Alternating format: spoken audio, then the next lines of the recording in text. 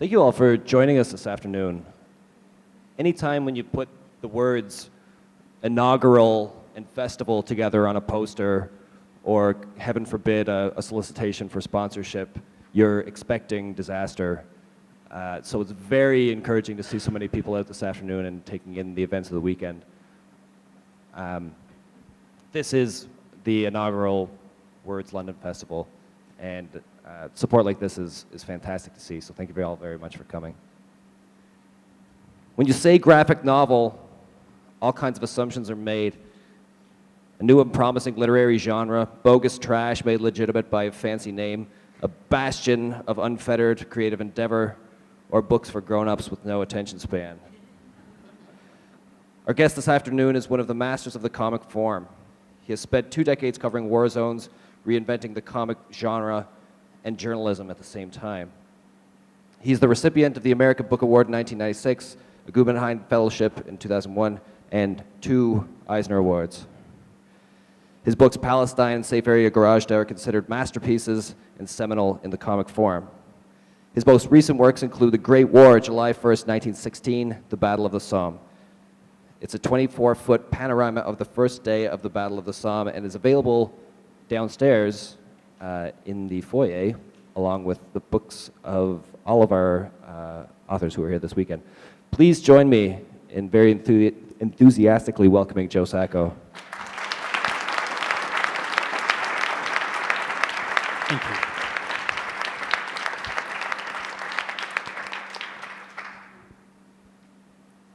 I want to start with something that's come up in a few of your recent interviews, where you say you're from the autobiographical tradition of American comics. I wonder if you can explain what that means. Well, back in the late 80s when I started doing comics, there were cartoonists like Harvey P. Carr and your own Chester Brown from Canada who were doing autobiographical work. And I was just one of many doing such stories. I had a comic series called Yahoo. Can you all hear me, by the way? Okay. I had a comic series called Yahoo, and one of the stories I did was about breaking up with a girlfriend while I was living in Berlin. I had a long-distance relationship with a girlfriend, and it was breaking up with a girlfriend while the first Gulf War was taking place, and how the two sort of became sort of confused in my mind.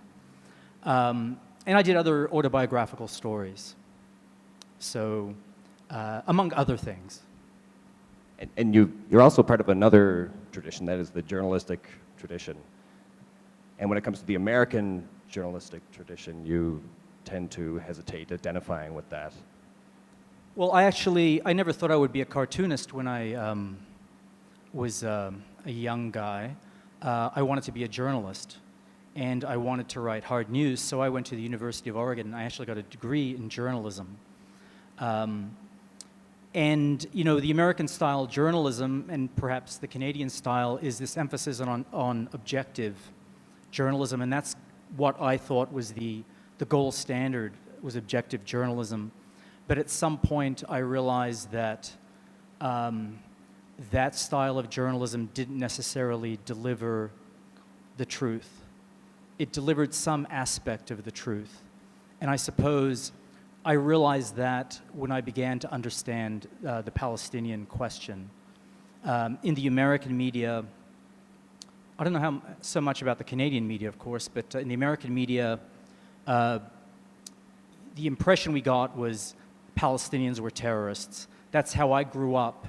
I grew up thinking that. And it took a while. It took actually being out of university when I realized that I had sort of imbibed something from American-style journalism. This objective journalism had given me a very limited understanding of the issue. And I realized it was possible to sort of put forward some objective facts, like a terrorist attack, a hijacking, and detail those things which were objectively true, but still not give the whole picture. If you don't talk about everything, if you don't talk about the context, you're not getting a full picture. And I realized almost by osmosis, without really studying the issue, the idea that Palestinian and terrorism went together was something, you know, it was just part of the way I thought of the world. And I realized it was because every time you heard you read the word Palestinian, it was with terrorist. I'm reminded of a moment in War's End where you and your friend and fellow journalist, is it Casey Parker? No, Casey. I forget the pseudonyms I gave them. Oh, okay. That's not their real. They weren't their real names. I'm glad I didn't tell you I had read everything that he's written. There's a moment when he's interviewing Kardashian, and you're standing there, and the narrative, you say nothing of what they talk about virtually, but then at the end you say, I was trying to hate him. I did everything I could to hate him, but it was too much, or rather, he was not enough. Which to me it really flies in the face of that American objectivity in journalism, where the story becomes how you want to loathe someone so deeply. Was that the story there? Was it about you hating this man or trying to hate him? I don't think it was about, I don't think it was about me hating a man. It was about sort of journalists, and it was about the game of journalism. And journalism is sort of, sometimes it's a little boy's game. You're trying to go see this war criminal who's now in The Hague, Radovan Karadzic, and you sort of psych yourself up, you joke about it, and you finally get there, and there's an interview done. It's not an interesting interview by any stretch, but for me, I was never, by this point, didn't really think of myself as an objective style journalist, but it was a moment when you're sort of face to face with someone to whom a lot of crimes have been attributed. And I wanted to sort of look at it from that point, from many different points of view, but from a journalist's perspective, and definitely from my own perspective. In one interview I've read recently, you said when you got tired of drawing certain things in war zones, and that's why you were, in a sense, retiring from war zones. Was that one of those things? And if it's not, what are those things that took you away from there? Well, I promised myself I would just get out of journalism maybe about 2 or 3 years ago, but I find myself drifting back toward it. I needed a break. What I realized, it's easier to be in the field, talking to people, and getting some sense of their experiences and seeing things yourself. That's actually easier than drawing it. Because journalism is I would call it a relatively cold profession.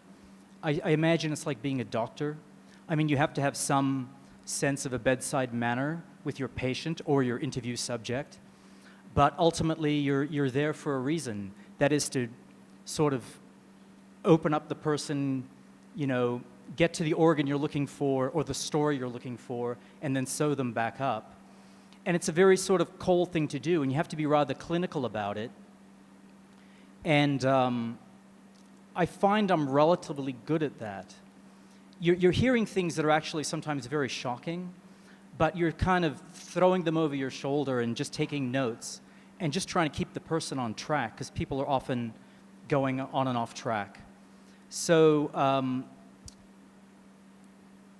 you do that, you go on to the next story, and then the next story, and the next story, and you can't really afford to be touched by it yourself. But when you're drawing, it's such a different experience, because then you're inhabiting everything you draw. It's not a question of just getting a story, it's a question of understanding how someone's feeling. Because if you're drawing someone, you're trying to get behind them or inside them. And then it's more difficult. And I went on for years being able to do it without too much of a problem, but I think by the time I got to a book called Footnotes in Gaza, which is so relentless that I just got burned out. And I didn't look forward to going to the drawing table at all. and I thought I would step away from it and perhaps stop doing it. Cartooning, like in No, general? not cartooning. Journalism. Journalism. That sort of journalism. And after that, I did like a story about African migrants trying to get to Europe, and I did a story about poverty in India. But then I realized even that is about violence somehow. Poverty is a form of violence. Keeping migrants out is a form of violence. So you just can't get away from that sort of thing, I think, or I couldn't. And now I think with the work I want to do now, I want to look at some of the same things I've looked at before, but perhaps examine the psychology more than the politics of it. In other words, examine something about humans themselves rather than just about the historical events or economic reasons or whatever else we tell ourselves are the reasons for why things happen. I find a fascinating trend in the work you're doing as you, perhaps it's ironic that to get away from war zones, you do a 24-foot panorama of World War I. The most. I asked myself the same question. It's a good break from war zones. In the introduction to that book, you say that you chose that day, the first day of the Battle of the Somme, because it was the day that the ordinary man could no longer fool himself into thinking that this war was anything but futile. Why that day, why that moment, why is that the day to depict in World War I? And when it comes to the things you're talking about with human psychology, is that what we should take away from that and from history? Well, doing that drawing was in some ways a way of looking at human psychology, because I thought of it, it's like you said, 24 feet long. There are thousands of figures. And so I could think of humanity as a mass. Most of my work looks at individuals, tries to get individual stories, and I try to sort of understand the individual. But in this case, I was trying to think of how, let's say, men behave in groups. And I thought about, I'm drawing these soldiers going towards the front. And what was interesting about the Battle of the Somme, especially the first day, was most of the soldiers going over the top were volunteers. The draft in Britain had started, but those troops weren't fed into the war until the late part of 1916. But in July 1st, 1916, most of those soldiers had gladly volunteered to go, and there was a certain enthusiasm. Even though, you're Canadians, you actually know about World War I, unlike most Americans. But you might know in 1915 there were serious losses. 1914, 1915 were horrible years, but still in 1916, people wanted to get into the battle. They wanted to get into the war before it was over. And that interested me. And so drawing the soldiers enthusiastically going up to the front was sort of I had the luxury of reflecting on that. So in some ways I was meditating on mass psychology. Now, why I chose that particular day, because I suppose it's almost a given, and maybe it's a cop-out, but the Battle of the Somme is kind of considered, if you're sort of from the Anglo world, the defining moment of the First World War. If you had to call one, that would be it.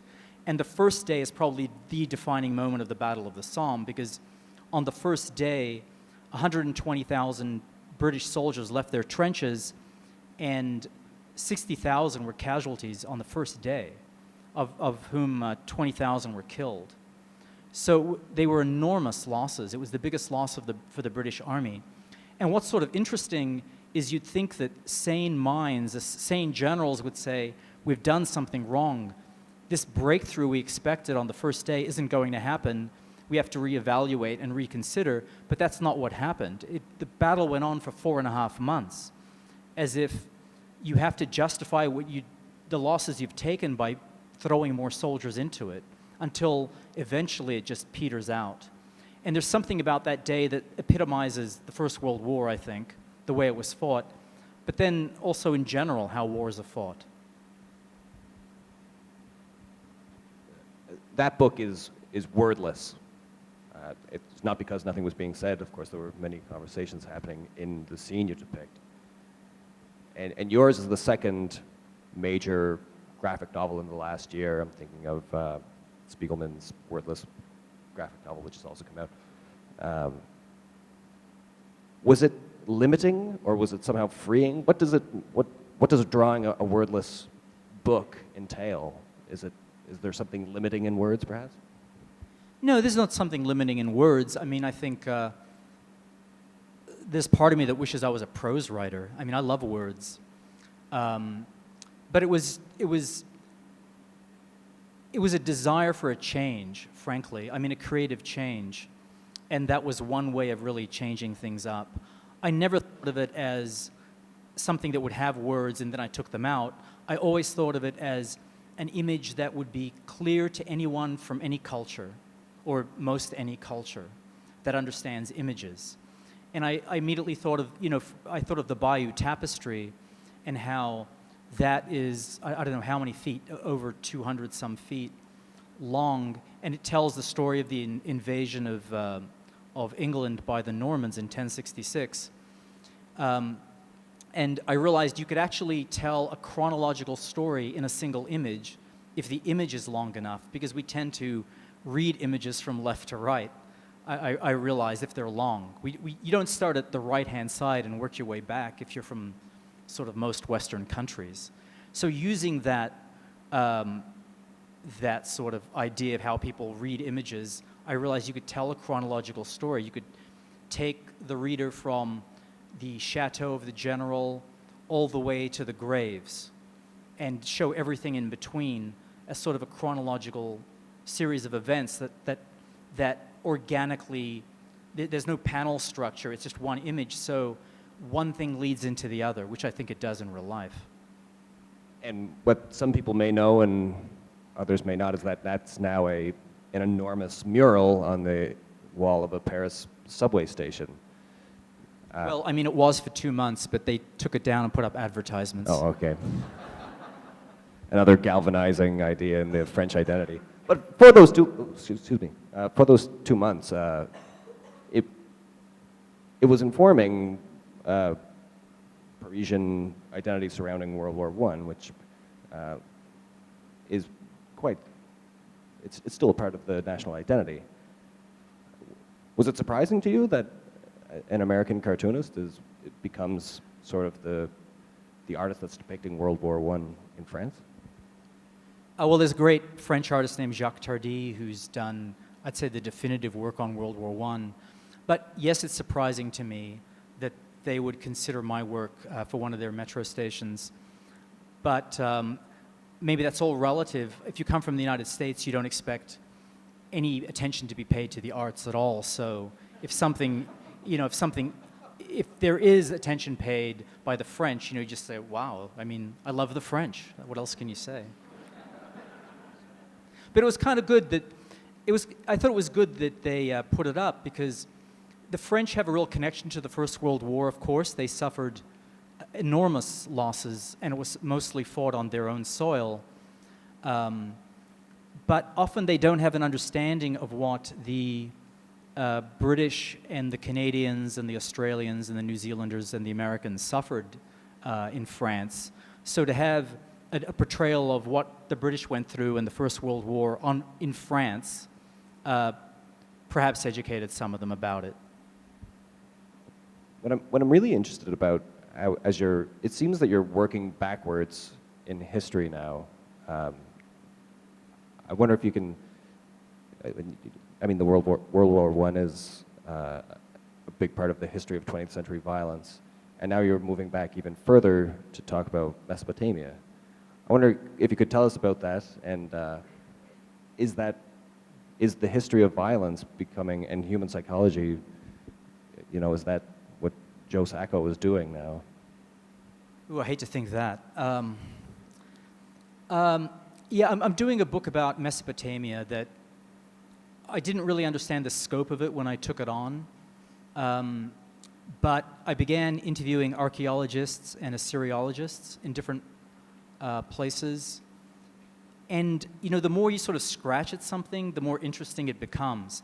I'm not going to say it's about human violence. In fact, I'd say it's not specifically about that. But I think what it will be about is how humans set up their structures. It's about inequality and social and political hierarchy and how they developed. Because those things fascinate me. And in some ways, you could say they are at the heart of violence. But I don't want it to be about violence itself. I'm really fascinated by how much of what we're familiar with now in our own lives was completely available for all to see in 2500 BC in Ur. It's really fascinating. And like I say, the more I learn about it, the more I want to learn. I'm not going to be an expert in this sort of thing, but I can know enough to ask these experts good enough questions. It's probably going to take me some years to do. I'll be doing other projects at the same time.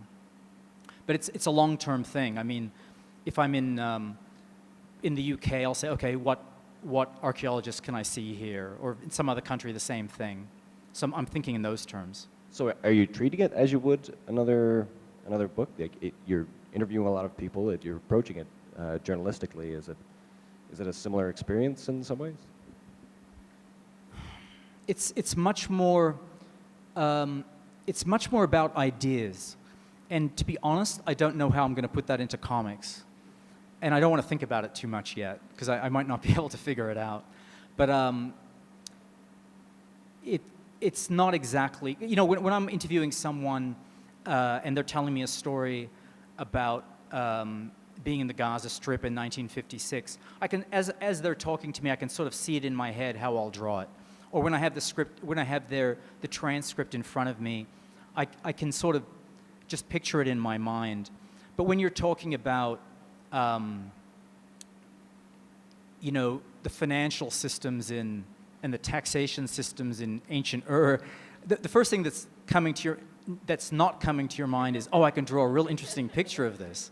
And I do think, how am I going to draw this? But I'll figure it out, or not. One thing you mentioned as you were talking about the Battle of the Somme is you talked about the luxury of reflection. There's this period between World War I and now where we can think about it much differently than, say, in the 1920s. And at one point you say that you've said that in Palestine they don't have the luxury of being able to reflect on their own history the way, and I think the example you gave was the Battle of Britain, the way British people reflect nostalgically on the Blitz and so on. So my question is, how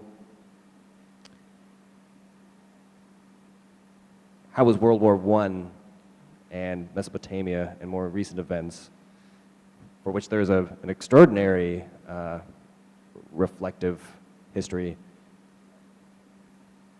how are you able to depict the trauma that exists without that? Boy, that was a great question, huh? I'm not sure without what, though. I guess I'm interested in this, in that gap, particularly with Palestine, how there's never been a reflective history. Yeah, this is something I realized when I was working my book Footnotes in Gaza. I was there really to examine something that took place in 1956. And I was there about more than 10 years ago. But at that time, the Israelis physically still occupied Gaza. And I was in a town where I was interviewing people about 1956, but 200-300 meters away, Israeli bulldozers were knocking down Palestinian homes. And even older people I was interviewing would say, why are you writing about 1956? Why don't you go outside and see what's going on now? And it made me think that the thing about Palestinians in particular is that there have been so many things in their history. As someone said, events are continuous. They're constantly living history. What happens today that seems very significant will be eclipsed tomorrow, or that's how it seems. And I compared that to, say, how the British view the Battle of Britain. It is sort of a nostalgic thing for them now because they're not still being bombed. Because if they were still being bombed, they wouldn't be thinking, oh, the nurse met the RAF pilot and it was a beautiful romance. They wouldn't think in those terms. They would be worried about what was happening today, and what happened in 1940 wouldn't matter as much. So what's the difference between how does that form national identity then when you're constantly living through this trauma? You spend so much time in these places. What's your impression of that? That's a hard question. I suppose we could read your books and. Well, often I think national identity is defined. Sometimes I wonder if people would have a national identity at all if it wasn't for the fact that they're oppressed for having a national identity. It's when I was in Gaza in the early 1990s, working on a book called Palestine, you'd still see a fair amount of women walking around without the hijab. And then when I was there some 10 years later, a lot of women were wearing the hijab. And obviously part of this has to do with internal pressure, but some of it also had to do with the fact that if they were going to be oppressed for being Palestinians from their point of view, then they would take on the definitions of themselves that their oppressors were projecting onto them. Like if you're going to kick me because I'm a Palestinian, then I will be a Palestinian.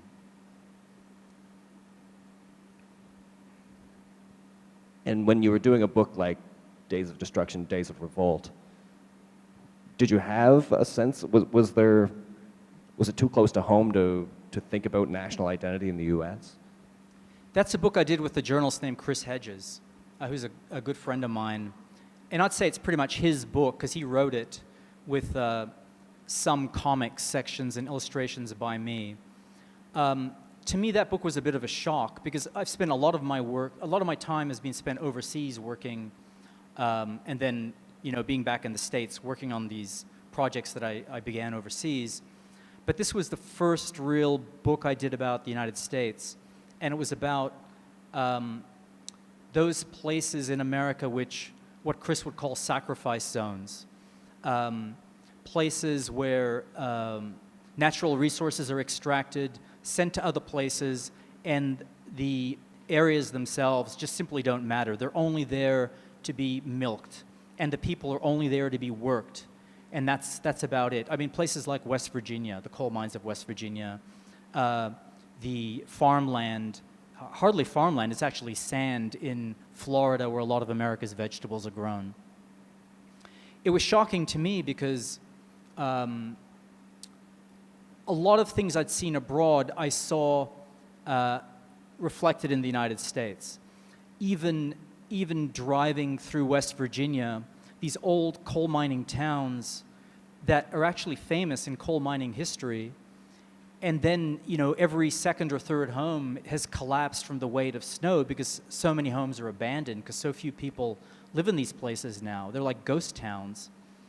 And Chris and we met in Bosnia, and we sort of thought this looks just like Bosnia without the minarets, because it's all these sort of ruined structures.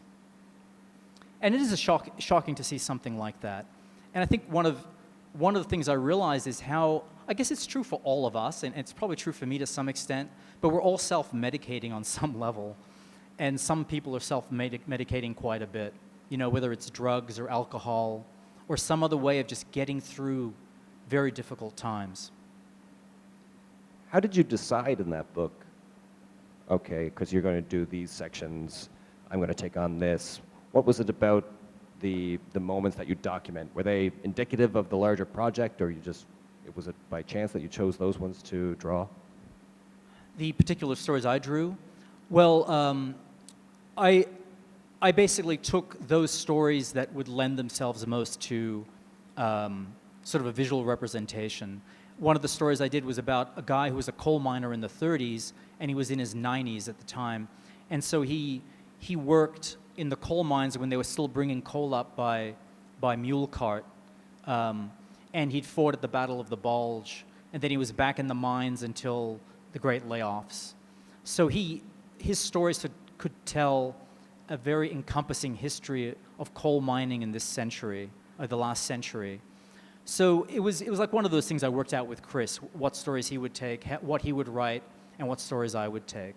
And he was very generous with that sort of thing. He would, we'd be interviewing someone, then he'd look at me and say, "This is perfect for you." And he was right.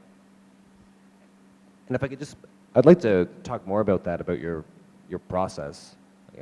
You've talked about it many times, and maybe you could tell us a bit about how you actually begin when drawing, how you begin a story after you've done the documentation, interviewing people and so on, how you actually begin putting ink on the page or pencils. Well, I mean, one thing you should know is I hardly ever do any sketches in the field, just because I'm so busy. I guess I was trained as a journalist to be talking to people all the time, so I think of myself as a sort of basically a newspaper guy who's asking people visual questions sometimes. I take photos for reference. I get back after however long I am abroad. I get back home and I organize my notes, which can take weeks, and then I start writing a script, which writing I never know how long it's going to take. It could take weeks, it could take months. And then I have a script in front of me, and this is not advice to any cartoonists in the room, but I don't storyboard at all. I take the script, and each day I sort of look at it and say, okay, I'll draw this part of it. It'll take these 2 pages to tell that part of the story, and I break it down right there that morning, because I need something spontaneous. Because often I'm working on a book for 3, 4, 5 years, and if I'd done a storyboard 5 years ago, the idea of like reading some directions I gave to myself 5 years ago just doesn't seem appealing, and sort of would lose the spontaneity, I think. So then I just draw, and to me drawing is, I mean, don't take this the wrong way, but it's like digging a ditch. I sort of know how far I can get every day, and I basically say, okay, it's 5 days or 2 pages. And then I can kind of estimate how long it's going to take to do it, and then I basically, chain myself to a desk and just go for a number of years until I'm done. I get the sense, reading sometimes, it's like a gut punch when you see a page like this one, for example, where there are thousands and thousands of lines, and you date your drawings. Each page has somewhere hidden in it is the month and year that it was drawn. And then you turn the page and realize it's months later. I realize that's not always because you... Maybe I took a vacation, who knows? Yes, I understand you do other things. But it's intensely laborious. The spontaneity then is less part of the creative process at that point. Or are you still making new creative decisions as you go along, as you're inking a page? Well, I think you are making creative decisions as you're inking the page, but a lot of the creativity comes at the penciling stage when you're just roughly, because very roughly I design the pages, very, very, very roughly. Sometimes it takes a minute or two. I determine where the figures are going to go, and just very loose lines sort of show myself where they're going to be, and then I put them down slowly with pencil, and then even slower with ink. So it becomes more laborious as I go down that road. Sometimes I let it be meditative. I draw a lot of these lines, these parallel lines, and that's sort of a relief sometimes, because it just allows me to sort of just relax somehow. And sometimes you really have to concentrate. Sometimes it's very hard work, and sometimes it's not very hard work, and sometimes those things happen within an hour on the same panel. And are you able to separate yourself from the content of what you're drawing? I'm thinking of these nightmarish scenes of massacres and things that you have to spend hours and hours and hours inking it. Is that something that's always in the front of your mind as you're doing that, or are you able to distance yourself from what you're depicting? Well, like I said before, I mean, that was part of the problem. It's hard to distance yourself from that when you're drawing. Yeah. So, and in a book like The Great War, how do you plan that out? Just as a question of logistics, did you actually have a 24-foot-long piece of paper that you drew that on? No, I'm glad he did. My editor actually asked me, we came on the amount of pages it would be and how long it would be. And so he said, can you sort of give me an idea of how it's going to break down? And I'm glad he asked me that question and gave me that assignment, because then I realized, oh, I need this many feet to show the soldiers moving up, this many feet for the artillery positions, this much room to show the battle, and this much to get the people off the battlefield and into the casualty clearing stations. So I sort of broke it down very roughly, but really very roughly. I don't like to pre-plan so much that I feel I've poured concrete on myself before I've started. I leave a lot to the actual moment I'm doing it. And I never know what the next figure is going to be doing. So I like that. I like having those unknown quantities going on as I'm drawing. And were you able to approach it with the same creative practice that you had in the past? Could you use the same spontaneity to do a drawing like that? Yeah, I did. I mean, I had real difficulties with it at the beginning, because though I've done a lot of splash pages and big spreads and that whole thing, I mean, I've done a lot of those in my in earlier work. The scope of this drawing was such that, not being one to plan, I would sit there and draw something and then say, no, that's not right, and just erase it, and draw things, and they didn't look right together, and I'd erase. And I think I spent the first week basically erasing everything I'd drawn. And then finally I sort of understood, okay, I have to draw it from this angle to get the background, to get the foreground. Like I said, it's not something I planned out. I go through a lot of trial and error on the page itself. And again, I don't recommend that, but it's just what I'm used to at this point. Before we get too long here, I want to talk about Bumf, your most recent book, which is quite a substantial departure from the things you've done in the last 20 years or so. And it's much more like the underground comics that you began your career with. Maybe you could tell us a bit about Bumf and how you came to be writing it. Bumf, I Buggered the Kaiser, Volume 1. Bumf is something I started many years ago when I was working on Footnotes in Gaza, when I just needed a break from that very long work. And every few months, I'd give myself half a day, or a Sunday, or a Saturday, or something to draw something, and I didn't really know where it was going. And I had about 15 pages done, and I was experimenting. I didn't have a complete script. I was really just writing it as I was drawing it, which I don't really do ever. I mean, with nonfiction, I'm always writing a complete script and then drawing when the script is done. In this case, I wanted to see if I could do something that had a life of its own. But I only really turned to it as the only thing I was working on at the beginning of this year. I guess it was this year. And I spent like 6 months just really at it.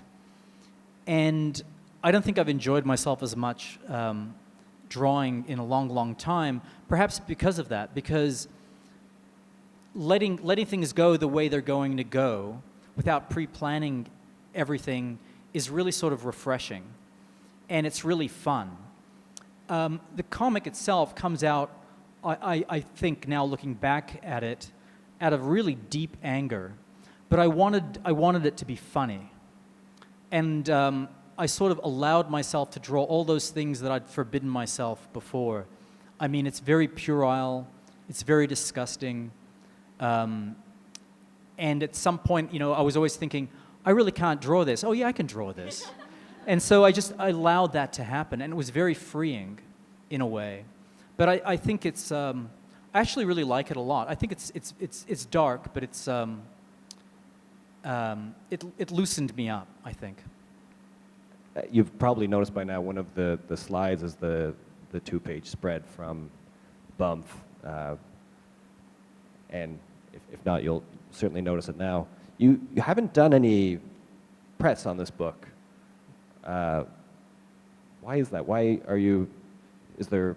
You just you said at one point, people expect better of me. They're never going to put me on a stamp now. They probably do expect better of me. Don't send it to my mother. That's all I can tell you. Wait, what was the question? I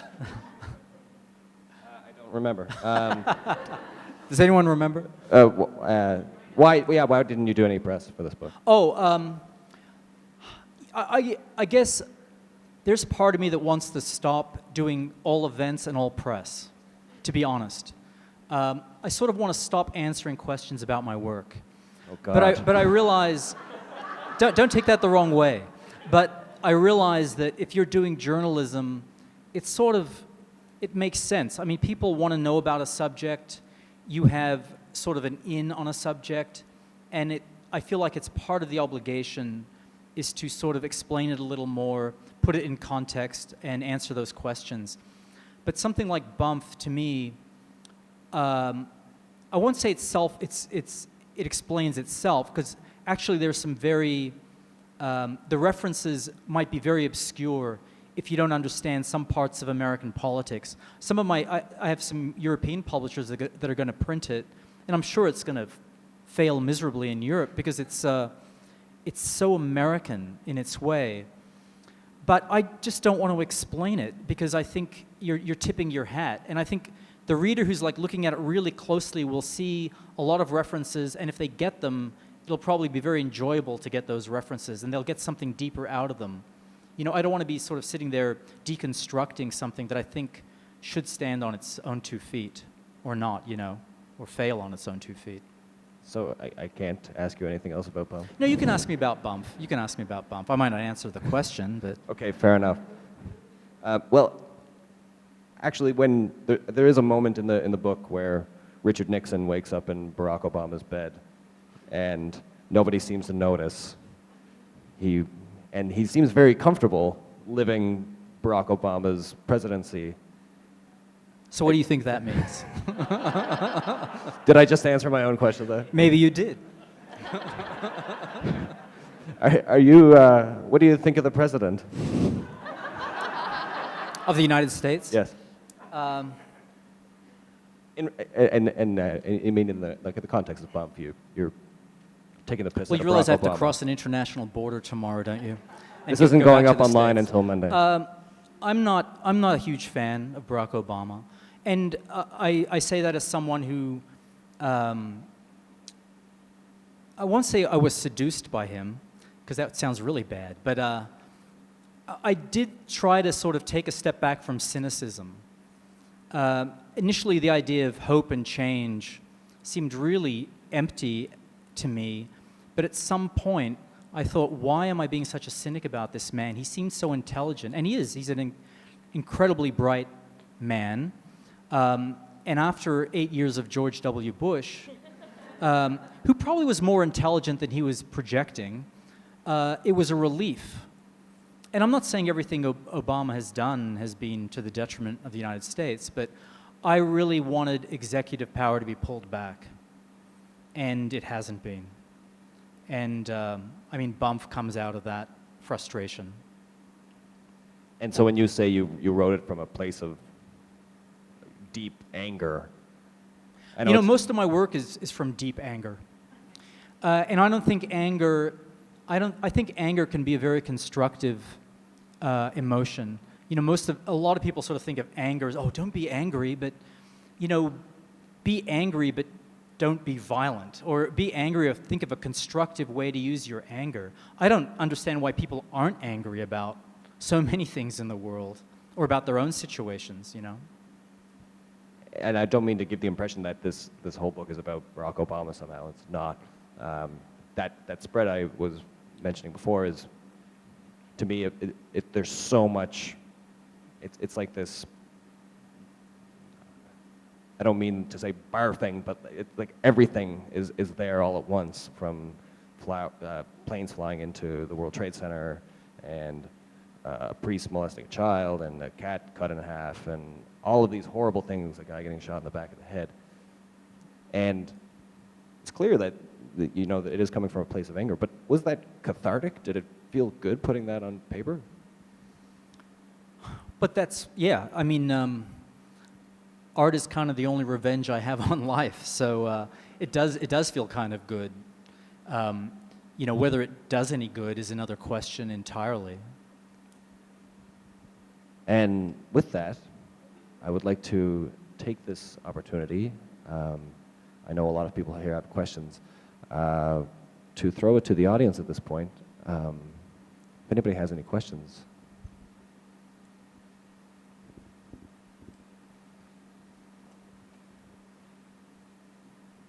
I was wondering if we've just bought the copy and been looking at it, if the book about the Battle of the Somme, if any of your research touched on the Royal Newfoundland Regiment's July 1st there, which has really been tragic, and why it's still been difficult to celebrate July 1st, our national birthday, in Newfoundland. Well, as far as I remember, the Newfoundland regiment suffered the highest casualties of any regiment going over the top. Yeah, I mean, I've read about it. I didn't want to sort of pick out any particular regiment in the illustration, but I was very cognizant of it. And recently, I was actually I went to the battlefield again, because I first went to the battlefield like in the late 1980s, and I went again, and they preserved the trenches where the Newfoundland regiment where the regiment was positioned. If I remember right, they were very heavily shelled, and most of them were killed before they even reached the first line. So yeah, I mean, I'm cognizant of what happened, but again, I didn't want to single out any particular regiment. Just a technical question. Technical question. When you do the drawings, how large are they, or how small are they, like for the books? Okay, for what you're holding, Bump, I actually wanted to draw exactly the same size as it would be printed. But often and normally I draw bigger. Sometimes, let's say a third as large as what you're seeing. So the Gaza books then were a bit bigger, yeah. Okay. Yeah. I mean, it's constricting sometimes to draw in a very small space. It's actually easier to draw big. But what I find is if the printing isn't exactly perfect, you lose a lot of lines when it's reduced. And so with Bump, I wanted to just draw one-to-one and feel like no line's going to be lost.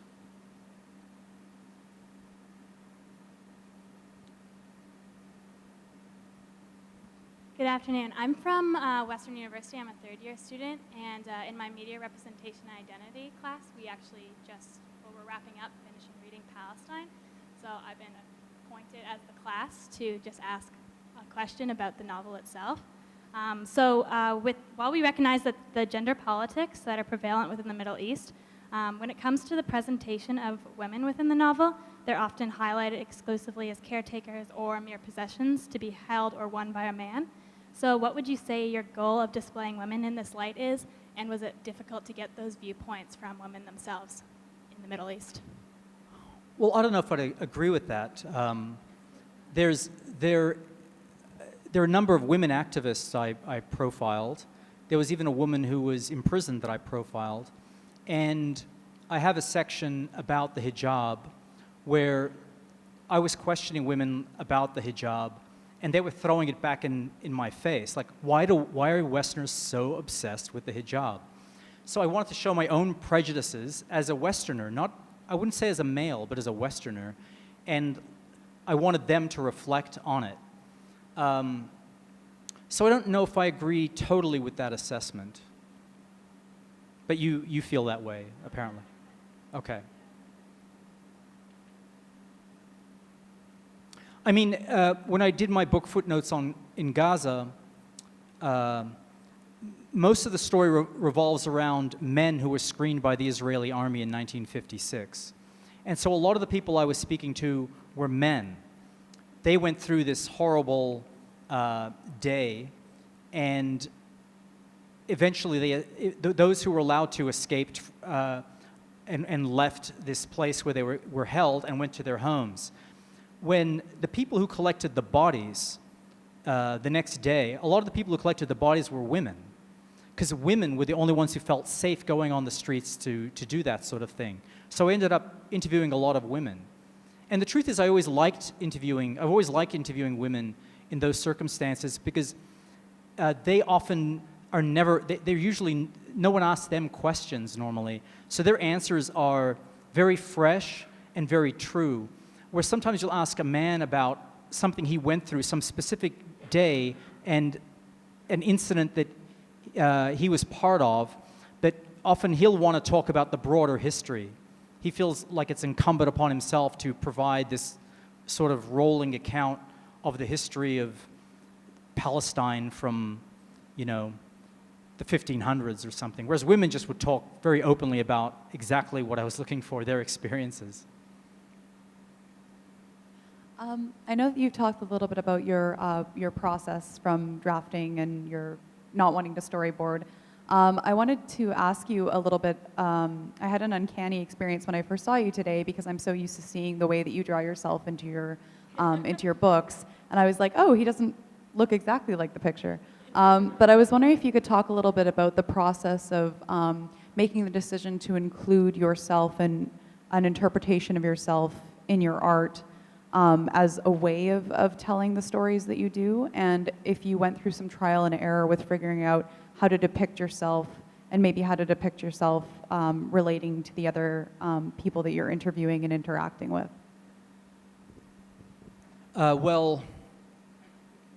Like I said before, I came out of that tradition of autobiographical comics, which, naturally you draw yourself in an autobiographical comic. And when I went to do the story about the Palestinians, to be honest, that first book that became Palestine, I didn't really know exactly what I was doing, and it just seemed obvious to me, because of the tradition I came out of, that it would be my experiences in the Middle East. It sort of became more journalistic than a travelogue as it went along, but very organically. Now, the way I depict myself, and the way, if you look at the first pages of that book, everyone is drawn in a very cartoony style. Everyone, not just me. A lot of exaggeration. But that's sort of what I knew how to draw. I never really studied art, so I knew only the cartoony way of drawing. As I realized that this book was becoming journalistic, it seemed incumbent upon me to draw more representationally. And so I sort of forced myself to do that. And even to this day, I don't feel comfortable drawing representationally, though that's what I try to do. But a couple of years down the road of that process, someone said to me, how come you still draw yourself in a real cartoony way and everything else is more realistic?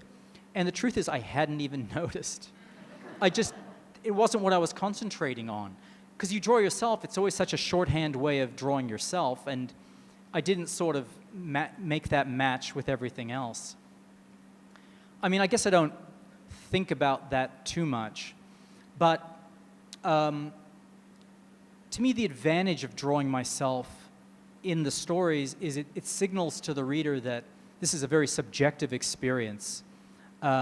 Once again, I've sort of assessed objective sort of journalism, and though it has its uses, I prefer to think of myself and admit that I'm a subjective sort of journalist. I want people to realize that you're seeing things through my eyes.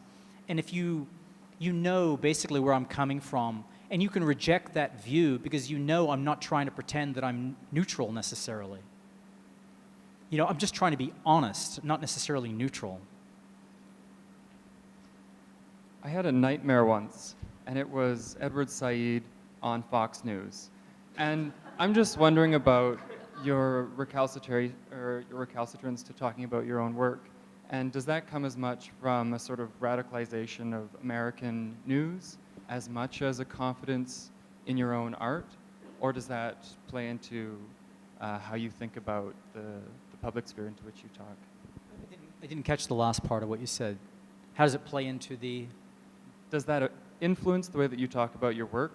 The very ready way that people on Twitter and social media will rapidly engage or attack with people because it's very easy, and how extreme that has made many responsive news sites become? Does that influence you at all? No, I wouldn't say that influences me. I mean, actually, the truth is I've talked a lot about my work, and I bet I'm interviewed quite a lot compared to a lot of cartoonists, because I think journalists like me because I'm doing journalism, and they feel like they've got some sort of a peer when they're talking to me. Whether that's true or not is besides the point, but I get interviewed quite a bit.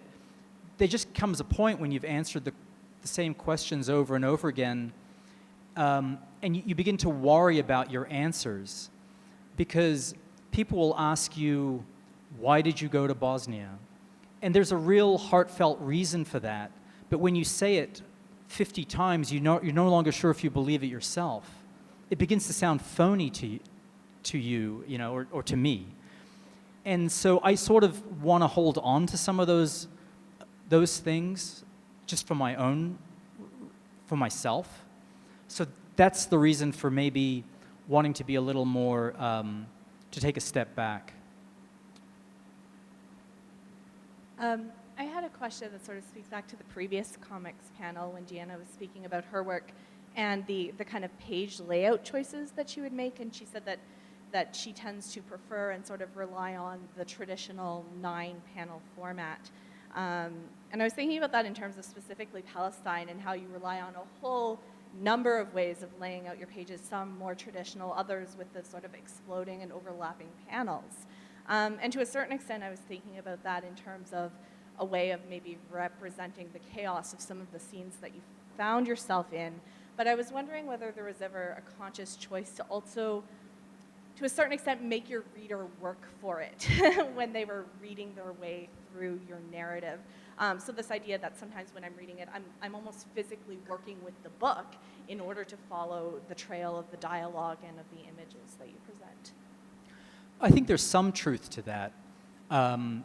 And the way you depict it, I think there's some truth to it.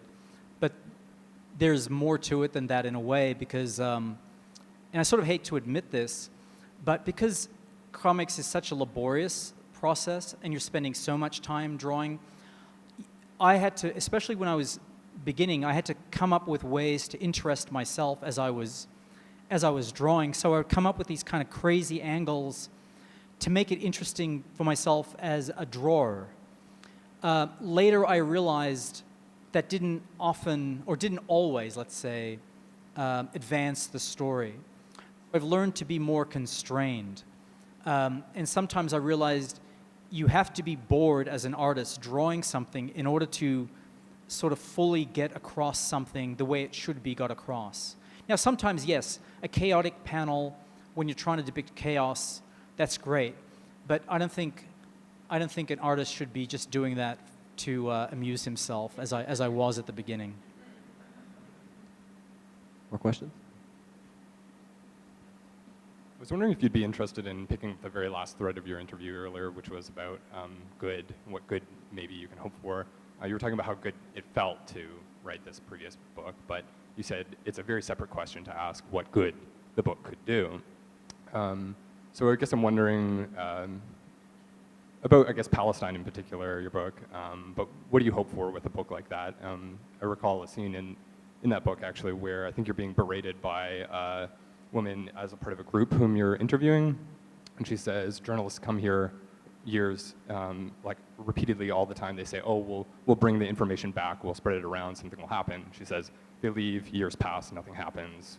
What are you doing? But of course, you have to keep going with this book. But I wondered, with some years of hindsight, maybe how you felt about that, or what do you hope for with your work?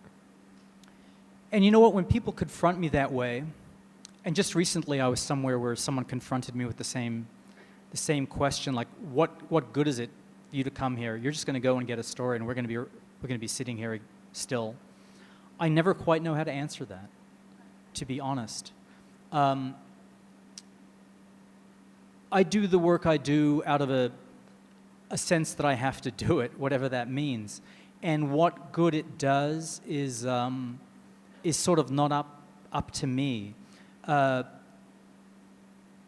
sure many journalists, writers, artists have done works and not known how they would resonate or if they would resonate at all. But I think you trap yourself if you begin to think in those terms. You just have to do the best work as you can, and you've got to make it a good work, and it's got to reflect something, from my point of view, it has to reflect something accurately. And then what good that does, I don't know. Sometimes people come up to me and say it helped them understand it, blah, blah, blah. But whether that in the long run makes a difference, I can't say. We have time for maybe one more question. Yes? Hi, I'm also from Western, from the Media Identity and Representation course. A hot topic that we have tried to figure out and have not been able to. Why did you choose to not draw your eyes in all of the images? Specifically in Palestine, we realize you have tons of detail in all of your images and yet fail to draw your eyes from any perspective that you take, and if there's a reason. This answer is going to be such a disappointment to you. I'm so sorry in advance. So awful to say this. The eyes are the window to the soul. I mean, it's like one of those things that just seems like such a trivial thing to say, but that's how I thought about it. I thought, I'm going to show some aspects of my personality, but not everything. And in some ways, not showing my eyes is a way of letting the reader know that you're not seeing me fully. It's not that what I show of myself is inaccurate. I'd say it's very accurate from my perspective, the way I think about myself, but it's just not the full picture. I don't know if that disappoints you. It probably does. It's a letdown, she said. It's a letdown. All right. Friends, please join me in thanking Joe Sacco. Thank you.